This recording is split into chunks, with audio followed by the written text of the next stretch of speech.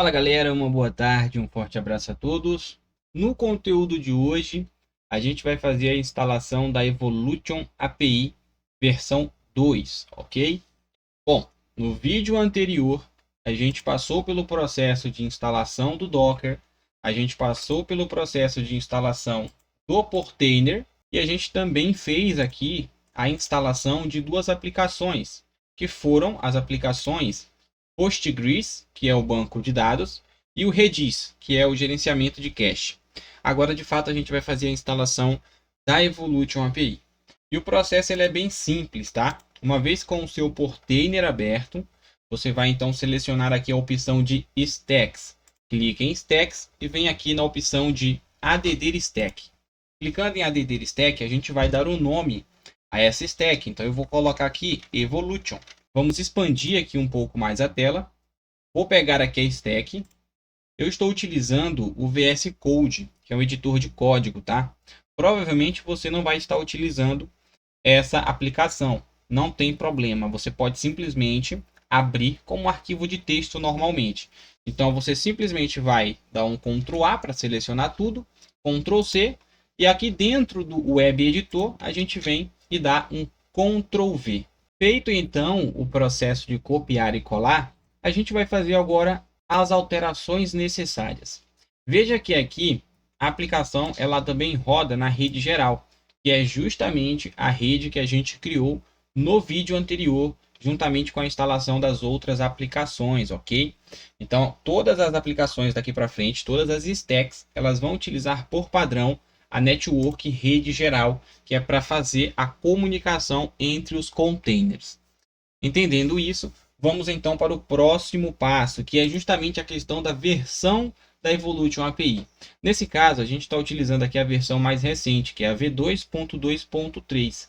Porém, se você estiver fazendo a instalação futuramente e a aplicação está numa versão diferente, não tem problema. Você pode copiar esse link aqui, que está comentado, Ctrl C. Vou abrir aqui um navegador e vou dar um Ctrl V. Então a gente vai acessar aqui o Doc Hub da Evolution API. Ele nos redireciona para essa tela. E aqui a gente vai procurar pela versão mais recente. A gente está trabalhando com a versão 2, tá? Então a versão mais recente é justamente essa aqui, ó, V2.2.3. No teu caso, se for uma versão diferente, o que é que você precisa fazer? Simplesmente copiar essa informação. Você vai dar um Ctrl C, você volta aqui no teu conteúdo e você simplesmente vai substituir depois desses dois pontos, tá? Você vem aqui e dá um Ctrl V, ok? Então, nesse caso, como a gente já utiliza a versão atual, não tem nenhuma atualização a ser feita. E agora a gente vai fazer o seguinte, a gente vem aqui ó, na linha de número 25, autenticação, a gente vai colocar a nossa chave de API global. É através dela que a gente consegue acessar o Manager da Evolution, criar nossas instâncias e fazer todo o gerenciamento através do Manager. Então é essa aqui a senha que você precisa para poder utilizar. E o que é que a gente pode fazer aqui? A gente vai criar uma senha. Então eu vou colocar aqui, ó, gerador de senha. Nesse caso, eu utilizo aqui o gerador de senha do LastPass. Então eu vou clicar sobre a opção do site, ele me redireciona para essa tela e a gente vai criar aqui uma senha de 32 caracteres. Eu particularmente não gosto de trabalhar com símbolos, porque eu já me deparei com algumas aplicações que deram erro, então eu prefiro evitar, né? Então aqui eu posso simplesmente copiar, copiei o conteúdo, volto aqui no meu arquivo Docker e aqui eu vou substituir essa informação aonde diz sua API Key aqui. Então eu vou apagar e substituir. A gente vai substituir depois do sinal de igual, na linha de número 25, tá? Bom, aqui abaixo está falando sobre a questão do idioma, que é o PTBR, configuração de sessão do cliente. Isso aqui no meu caso é InnovaBust, tá? Mas aqui você pode colocar o seu nome ou o nome da sua empresa. Então a gente vai fazer essa alteração. No seu caso você vai fazer, eu vou manter aqui o padrão, que é InnovaBust. Aqui abaixo a gente não precisa fazer nenhuma alteração. A gente vai alterar aqui ó, na linha de número 47, refere-se à seção do banco de dados do Postgres. Então a configuração aqui é exatamente a mesma. A única coisa que você precisa alterar é a senha do Postgres aqui na linha de número 50. Então você vai ver que contém aqui a seguinte informação, olha só. senha do Postgres, depois dos dois pontos e antes do arroba. Essa informação você precisa substituir. Lembra que eu pedi para você salvar a informação da senha quando a gente fez a criação da nossa aplicação do Postgres, quando a gente subiu a stack? Eu te mostrei onde faz a alteração da senha e pedi para que você salvasse essa informação, que ela seria utilizada nas aplicações futuras. E é aqui que a gente vai começar a utilizar a senha do Postgres. Então, no meu caso, eu já tenho ela salva, tá? Porém, como é uma senha simples, eu vou digitar manualmente. No teu caso, você utilizou uma senha diferente, provavelmente. É essa senha que você vai utilizar aqui, ok? Se você esqueceu a senha, se você perdeu o arquivo, não tem problema, vou te mostrar como que você consegue ter acesso a ela novamente, tá? Mas antes eu vou fazer aqui a substituição. Eu vou colocar aqui admin 123, que é justamente a senha que eu adicionei na stack do Postgres. Aqui a gente vai manter as configurações, que aqui no caso seria a conexão com o banco de dados, né, o nome Evolution. Então a gente vai manter isso daqui. Aqui na opção de conexão com a OpenAI e o Udify, a gente pode manter como true ou false. Isso aí fica a critério de cada um, é para ele importar os módulos aqui dessas aplicações, tá? Aqui abaixo na questão de ativar banco de dados Minion, isso daqui é opcional, beleza? Eu particularmente não utilizo. Então, se você for utilizar, você vai colocar aqui como true e vai colocar as informações de access token e o access key aqui, certo? Aqui na opção do bucket, você pode colocar o nome do bucket que você criou dentro do Minion. Mas nesse caso, como a gente não vai utilizar, pelo menos não nessa instalação, então eu particularmente não vou fazer nenhuma alteração aqui. Realmente a instalação da Evolution API é um processo bem tranquilo, bem simples de ser feito. Aqui na opção de ativar cache do Redis, é justamente aquele processo que eu mencionei para vocês no vídeo anterior. O Redis ele funciona como um sistema de cache e com isso ele traz um desempenho maior para as nossas aplicações, porque ao invés da Evolution solicitar uma requisição no banco de dados, ela pega a informação no Redis e continua o seu trabalho, ok? Então aqui a configuração do Redis é exatamente a mesma. Aqui abaixo a gente tem a opção de configuração das instâncias. Aqui em delete instância, você pode colocar algum valor. Eu geralmente coloco 5. Para você, por padrão, vai estar false. Aqui na linha de número 81. Está false por quê? Isso significa o que exatamente, né? Quando você faz ali a criação de uma instância lá no seu manager. Se você não se conectar, ela continua ali. Mas quando você coloca aqui um tempo, você está passando a informação de que, se dentro desse período aqui, que nesse caso é 5 minutos, se eu não me conectar com aquela instância, ela automaticamente vai ser deletada. Isso é uma forma que eu utilizo para poder manter o meu painel limpo. Às vezes eu crio instâncias, não me conecto, então fica aquela poluição de instância lá. Então eu prefiro que seja removido, deletado de forma automática. Beleza? Então, isso aqui eu mantenho 5, mas no teu caso vai estar como false. Eu vou manter aqui false também, só para não gerar confusão. Aqui na opção de carregar módulo type boot, a gente mantém como true, né? Porque geralmente as pessoas tendem a usar mais o type boot quando se trata da instalação da Evolution API. Então, a gente tem que manter esse padrão aqui como true. A versão é a versão lá teste mesmo. Aqui na opção de carregar módulo do Chatwood, a gente vai também substituir a senha do Postgres aqui na linha de número 92. Então você vai vir aqui e você vai substituir aonde está a informação senha do Postgres. Então eu vou colocar aqui admin 123. Lembre-se que a informação precisa ser substituída depois dos dois pontos e antes do arroba, tá? Depois do arroba para frente é outra informação. A gente vai apenas substituir a questão da senha do Postgres. E esse aqui é o módulo que refere-se à questão do Chatwood, tá? Essa última opção aqui do Chatwood, importe mídias da mensagem, eu geralmente mantenho aqui como false, mas tenho aqui justamente um comentário informando o que é que essa linha faz, tá?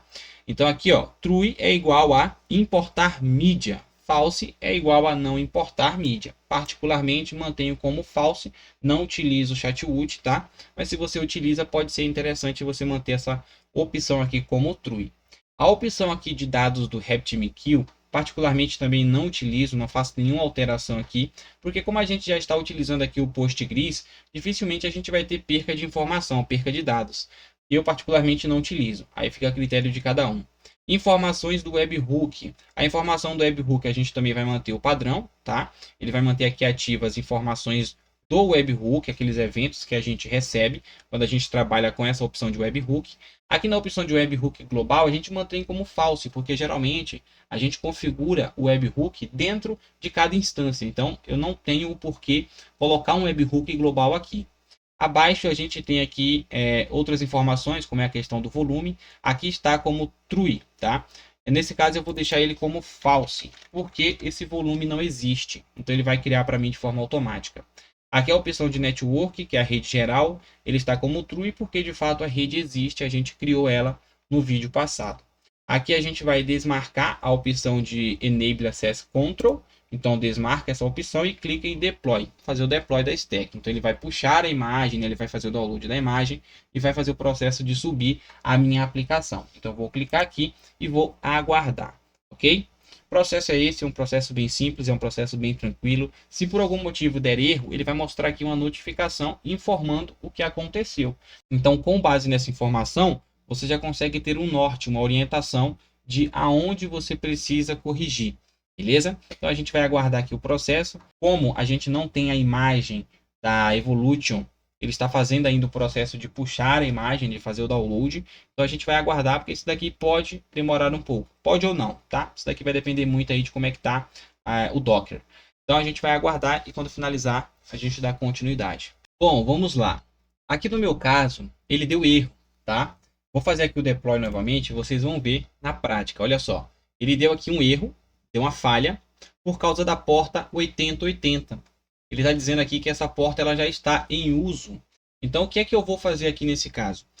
Para não perder tempo, tendo que pesquisar qual é a porta, qual é a aplicação que está utilizando, etc., eu vou simplesmente aqui fazer um mapeamento de porta. Veja que aqui na seção de portas, na linha de número 15, está 8080, 2.8080. Então, o que é que eu vou fazer aqui? Nesta primeira informação, 8080, eu vou substituir para 8081. Então aqui a gente está fazendo um mapeamento de porta. A gente está colocando então para escutar agora na porta 8081. Eu vou fazer aqui o deploy novamente. Vamos aguardar. E veja que agora o problema ele foi resolvido. Era a questão de porta, tá? Eu até coloquei aqui o nome errado, olha, Evolution. Esqueci de colocar o N. Hoje eu vejo como é que eu posso trocar isso daqui. Bom, vamos testar, vamos ver se realmente está funcionando. Eu posso clicar aqui e clicar na opção dos logs, assim como a gente fez no processo anterior, na instalação do Postgres, do Redis, para verificar se a nossa aplicação realmente está rodando. Então eu vou clicar aqui em logs e veja que aqui ó, já deu o retorno. Então está funcionando perfeitamente. Vamos acessar para a gente poder realmente verificar isso na prática. Então eu vou acessar aqui o seguinte, eu vou colocar localhost 2.8081. Lembra que a gente fez a troca lá da porta, da informação da porta? A gente colocou para escutar na porta 8081. Então aqui eu vou dar um enter e pronto. Status 200 significa que a minha aplicação está funcionando, beleza? Isso daqui não é um erro, tá? Isso daqui é um informativo, é uma informação. Está dizendo aqui que o status é 200. Quando o retorno é 200, significa que está tudo ok. E aqui ele está dando informações. Para a gente acessar o manager, coloque aqui o http localhost 8080, 8081 na verdade, /manager. Então a gente pode simplesmente digitar ou copiar esse conteúdo. Eu vou copiar, vou dar um Ctrl C, vou dar um Ctrl V aqui e vou acessar. Pronto. E veja que está aqui o meu manager funcionando. Eu posso agora vir e adicionar a senha. Como ela já está aqui, eu vou copiar, venho aqui, vou dar um Enter e pronto. Tudo rodando perfeitamente, beleza? Então mostrei para vocês lá a questão do erro. O erro era com base na porta, porque já tem uma aplicação rodando e escutando na porta 8080. Então eu tive que fazer a troca do mapeamento, beleza? Feito isso, ele está escutando agora normalmente. Tá? Então, se você se deparar com aquele erro, entenda que é exatamente esse o processo que você precisa fazer. Ok? Bom, agora vamos lá na questão da senha do Postgres. Você perdeu a senha, você não tem mais o acesso. Como que você encontra? Muito simples de fazer. Vem aqui na opção de stacks, vem na opção da stack do Postgres, vem na opção de editor E aqui você tem o acesso à stack novamente. E na linha de número 7, está aqui a senha que a gente tinha adicionado, que é o admin 123, beleza? No teu caso vai estar uma senha diferente, então você já tem a informação de como você consegue recuperar a senha. Então, é basicamente isso, tá? O processo é bem simples, é um processo bem tranquilo de ser feito. Se você se deparar com aquele erro lá e for relacionado ao erro de porta, basta você fazer aquele processo, aquela vai ser a solução para você também. Assim como foi para mim, vocês viram na prática, beleza? No próximo vídeo a gente vai abordar ali a instalação do Typeboot também de forma local. E para você apoiar aí o trabalho, já que é um conteúdo que a gente está trazendo de forma gratuita, está dedicando tempo em trazer esse tipo de conteúdo para ajudar você a dar os seus primeiros passos, deixa o teu like, se inscreve no canal, compartilha o vídeo, dá aquela moral, beleza? A stack ela vai estar na descrição do nosso grupo no WhatsApp, ok? Então entra no grupo, acessa a descrição e você vai ter então o link para fazer o download da stack. Mais uma vez dizendo, o grupo ele é voltado aos conteúdos relacionados à InovaBust. Não é permitido divulgação, não é permitido publicação de link. É um espaço que eu abri para vocês conseguirem se ajudar, tá? Em relação à questão dessas aplicações. Então, como eu não posso dar um suporte direto por ser um conteúdo gratuito, eu tive então a ideia de abrir esse espaço para que vocês consigam mandar ali suas dúvidas e com isso vocês estão se ajudando. Então tem uma galera ali que está sempre ajudando, uma galera de visão mesmo, né? Que até já começou a entender como o negócio funciona e sempre que se depara ali com alguma dúvida de algum outro colega, ajuda sempre que possível, claro. Então é um grupo que está aberto para que você consiga tirar suas dúvidas, resolver problemas relacionados a essas aplicações. Mas de forma geral, o grupo é voltado aos conteúdos da InovaBust. Beleza? Então no mais é isso. Tamo junto, um forte abraço e sucesso a todos.